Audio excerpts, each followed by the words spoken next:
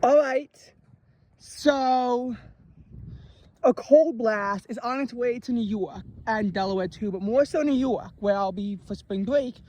And right now, what I want to do is I want to analyze, do I think March is going to be above average or below average?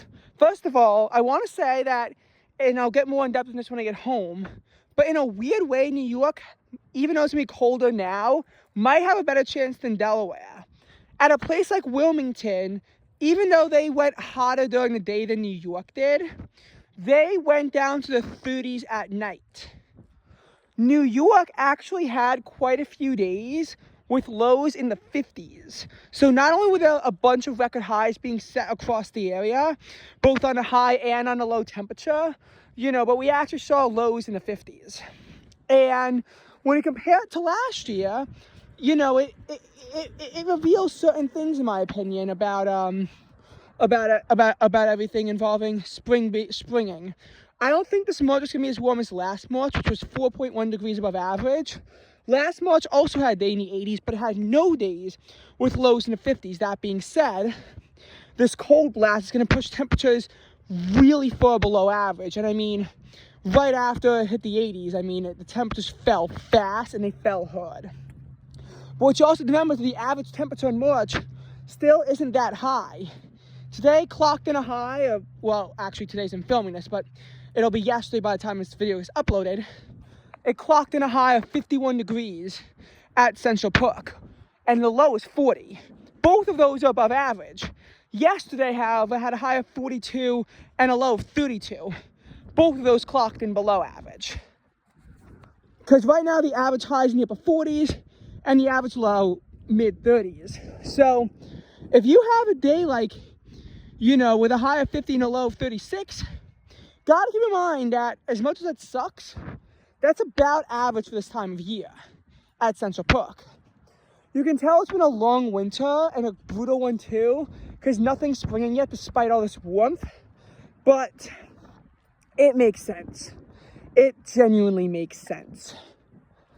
Anyway, about the temperatures and all that stuff. Even with yesterday being cold, Central Park was still pulling 5.8 degrees above average as of March 13th. Now, obviously it's going to go down, but here's what you have to remember. 5.8 degrees in 13 days is genuinely a lot. In order for that to be overcome, you realistically need to average about 5 degrees below average for the second half of the month. Now, I know January, Central Park was 3.1 degrees above average at the halfway point in the month, and still wound up finishing 3.3 degrees below average. So I do want to emphasize that we're not in the clear yet. But that also had a historic cold wave. It had 8 consecutive days to end the month with low temperatures in the, very low. High temperatures were all below freezing, all below 27 as a matter of fact. So basically at 8 straight days where the average high was colder than where the high was colder than the average low, and several near records were set throughout this duration. And you have to remember that this, ever since like the 17th or the 18th, there's only one day that clocked in above average in the entire second half of the month. And that was January 22nd with a high of 47 and a low of 37.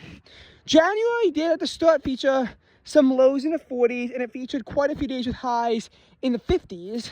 However, the second part of the month, as I said, wound up clocking in at, about almost 10 degrees below average. It's tough to overcome that. But then you look at September 2023, where the first part of the month, and I forget what the deviation was, but it was the 7th warmest first half of September on record at Central Park. Month finished 0.2 degrees above average, despite the final 16 days of that month all being below average, with the final 8 days all having high temperatures in the 60s, which is cold for September. But yeah, in 2023, that cold could not overcome the fact that there was a 4-day heat wave in the month and and that heat wave, even before that, I mean, like, what were there? Like, there were 7 days in a row with highs in the 80s, and then after that, there were still 2 more. So you had a very warm stretch in the first half of the month, especially from September 3rd through the 13th, and then you had a below average stretch from the 15th to the 30th. But they about cancel each other out. And I'm not sure that this is going to cancel each other out, because I'm not seeing anything historic. I mean, I am seeing cold temperatures, but I am seeing quite a few 50s in there too. Those days are going to help curb everything, because it's days where the deviation is not going to be as strong. And that's kind of what I'm getting at here, involving, why I don't think this is going to be, like this, why March I don't think is going to finish below average. I think it's really going to come down to those really warm 5 days. And I know what you're getting at. Why the hell are you saying 5? Because Thursday, March 12th, had snowflakes in the city. Well, it did, but the high temperature wound up being in the 60s, because that's what it was at midnight, as lingering warmth for the previous day. Well, I think it was in the 60s, before everything came tumbling down. Georgetown, despite seeing snowflakes, had a high of 77 degrees. So because you had that balmy-like air already in place, you set the high temperature, then the low temperature fell to around 34, 33 degrees, which is just slightly below average. And then bam, you have a day that's averaging about 10 degrees above average, despite it being literally snowing that day, which is kind of crazy. March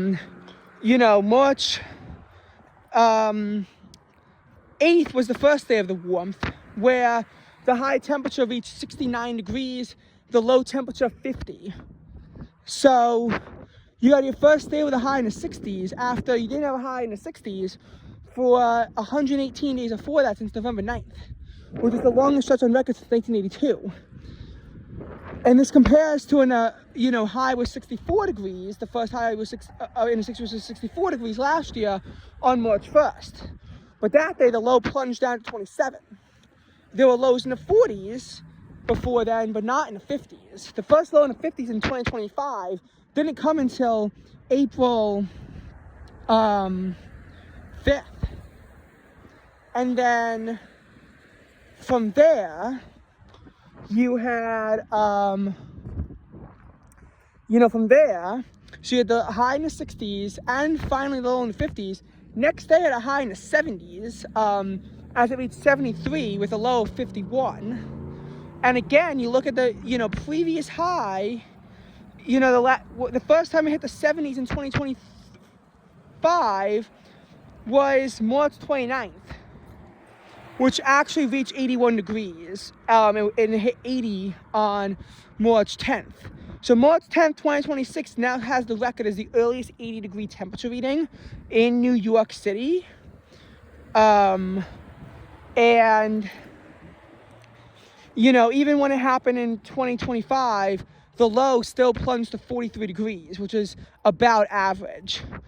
The fact the low was 51 was, number one, near a record, and number two, actually was a record, number two, warmer than what the average high for that day is, which just reinforces everything about it being just an intense period of warmth for all involved, because that was crazy. That was just genuinely crazy to have a mean temperature of 65.5 degrees on March 10th, and then March 11th still had a high of 72 and a low of 53, so it was still considerably above average. So that's that. And that's what I've kind of said about 2026's March heat wave. It was just so extreme. You had multiple days in a row that were 20 or more degrees above average. It's just going to be almost impossible to overcome all that. And the start of the month didn't really help you that much either. You had a lot of days where it was cold and clammy, highs in the 40s, but the low temperatures were relatively balanced in the 30s too, so those aren't going to be that much below average, except for the one day with a high of 33 and a low of 21. I mean, even a Saturday where the high temperature was, I think the high temperature was like 50 something in the low 50s. That still pumps you above average, especially when you have such a warm low. Especially when you have, a low in the mid 40s. It's gross, but it still pumps you above average. And there's going to be some heat being pumped in. Temperatures are going to approach 60 degrees again, 70 in Delaware, but 60 in New York on March 16th. It does get really cold after that. The low that day is going to plunge to about 40, which isn't below average, but, it's not that above average. And then after that, yes, we are going to have a lot of days that are brutally cold. We could see highs in the 30s to low 40s, very much below average, and lows dropping below freezing. And this might, be a thing where you warm up briefly to about average and another blast of Arctic air pushes in.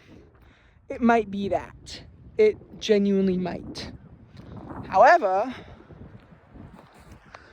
the fact that we had this insane anomalous warmth, I think is going to be enough to push us into the above average territory. I think we're going to go there because of how insane this was. And again, it just truly is insane how it hit 80 degrees in New York already at its, just March 10th. And we actually already hit 80 degrees. And that, is relatively surprising. And the fact that the low was only 51 shouldn't really come down to it too much, because again, it's literally March, and it's not until the end of the month that the highs are even supposed to hit 51. So yeah, I think that after this brutal winter that we were stuck in, I think, we saw a taste of summer in New York City, but of course it then went back to winter within 24 hours. But I think now we're going to have more typical weather.